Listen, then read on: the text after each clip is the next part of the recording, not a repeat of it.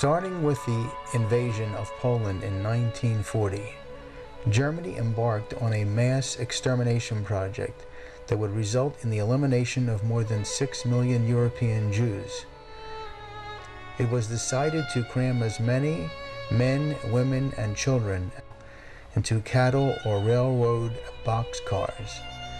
Typically, as many as 150 people were forced to stand inside these coffin-like vehicles for days without food, water, or ventilation. Many died before arriving at their final destinations. Several years ago, the Holocaust Memorial Center embarked on a project to acquire and restore one of these boxcars. In 2011, the center received delivery of an over 100-year-old German-built boxcar to be included in its permanent display. During 2012, construction of the Henrietta and Alvin Weisberg Gallery was begun. Once finished, the boxcar will be the main focal point of this new exhibit. It will help explain what millions experienced on their way to their final days of life. On September 24th, in front of hundreds of supporters and a handful of Holocaust survivors, the boxcar was moved from its temporary location to its new permanent home.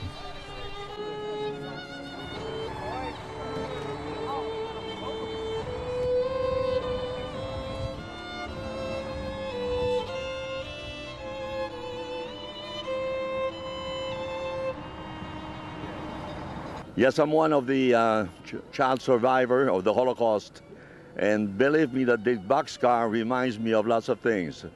And the first time I went in one of those was with my mother. We were on our way to a labor camp, and we were probably maybe 100 of us in there. It was just packed like sardines.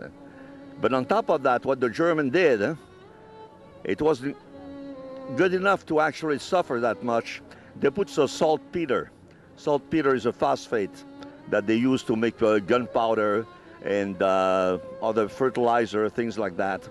And when saltpeter is in contact with liquid, it emanates some fumes. It makes you sick. It makes your eyes water. It makes you vomit. So you can imagine with kids and older people, what happened is that when we urinate, of course you have to go. So then they made people sick. And when we arrived in Drancy, they actually dragged, probably, I didn't count, I was too small, I was about 9.5 years old. They probably dragged maybe 10 or 15 bodies that couldn't take it anymore. Died. It was awful, awful. So that boxcar, yeah. We were packed into the boxcar. How long were you in the boxcar? For 2 days. How many people on the boxcar? Approximately between 120 to 150. And where did the boxcar end up? Where did it stop? In Birkenau. Travel in the boxcar with any family? With my mother, sister, and uncle. Did any of them survive the Holocaust? Just my uncle. When you see the boxcar, what does it mean to you? Well, it's not pleasant memories. We're going to come to visit the boxcar when it's inside the museum. Well, How is it going to make you feel? Happy New Year, both of you. It's a permanent home, a permanent memory. How are you? I'm very excited. well said. It's permanent. Absolutely.